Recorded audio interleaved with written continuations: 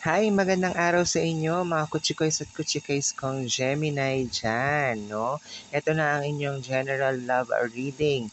As of the moment, tingnan natin kung anong mga nangyayari sa inyo at ano nga ba ang in store sa inyo sa buhay pag-ibig. So mga Geminis, no?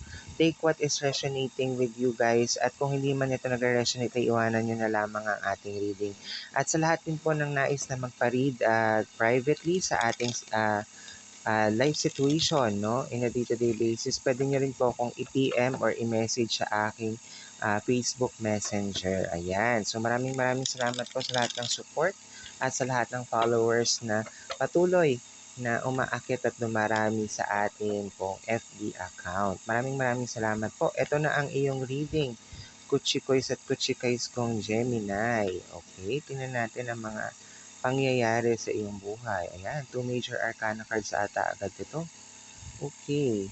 Ayan. So, sa mga kutsikoys at kutsikays kong Gemini, ito ang reading ninyo, no?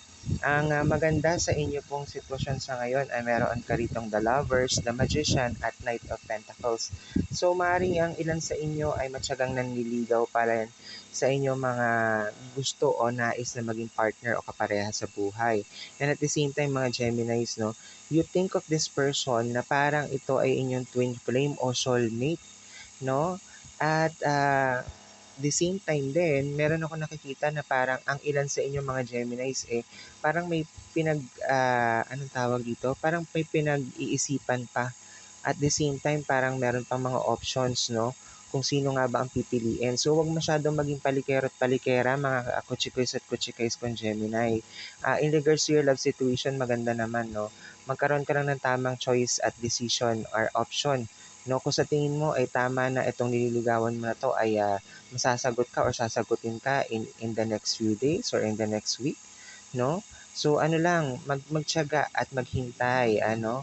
And at the same time, choices at decision, huwag yung maraming masyadong anong tawag dito, nagiging option, ika nga, no? Kasi kung ilan sa inyo mga kutsikoys at kutsikays kong Geminis, may pinag-iisipan pa sinong pipiliin ko, sino yung dapat na ganito.